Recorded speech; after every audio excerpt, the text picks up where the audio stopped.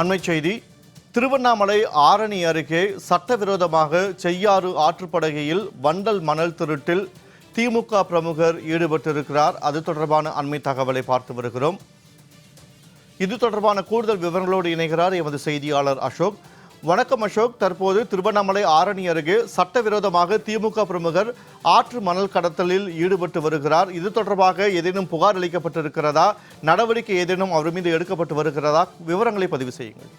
நிச்சயமாக வினோத், திருவண்ணாமலை மாவட்டம் ஆரணி அருகே உள்ள முனுக்குப்பட்டு கிராமத்தில் திமுகவை சேர்ந்த போலூர் ஒன்றிய முன்னாள் சேர்மன் சாந்தி என்பவரின் கணவர் திமுகவை சேர்ந்தவர். அவர் அந்த பகுதியில் பாத்தீங்கன்னா அவருக்கு சொந்தமாக நிலம் முனுக்குப்பட்டு கிராமத்தில் உள்ளது.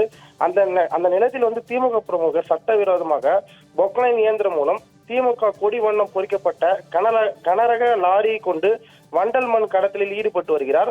மேலும் வண்டல் மண் லாரி மூலம் சுமார் 500 லோடுகளுக்கு மேல் கடத்தலில் ஈடுபட்டு செங்கல் சூளை மற்றும் தனிநபருக்கு விற்பனை செய்து வருகின்றார். இது தொடர்பாக சம்பந்தப்பட்ட துறை அலுவலர்களுக்கு கண்டும் காணாமல் இருப்பதாக கிராம மக்கள் குற்றச்சாட்டு தெரிவிக்கின்றனர்.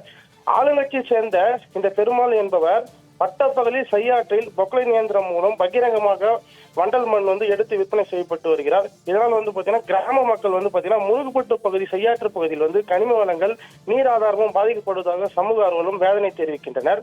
மேலும் மண் எடுக்கும் இடம் பாத்தீங்கன்னா பெரணமல்லூர் காவல் நிலைய எல்லைக்கு உட்பட்ட பகுதியிலும் டிப்பர் லாரி மூலம் கொண்டு சென்று மணல்களை விற்பனை செய்யப்படும் இடம் ஆரணி காவல் நிலைய எல்லைக்கு உட்பட்ட பகுதியில் இருப்பதனால ஆளுங்கட்சி பிரமுகர் என்பதால் இரு காவல் நிலையத்துக்கு உட்பட்ட காவலர்களும் கண்டும் காணாமல் இருக்கின்றனர்.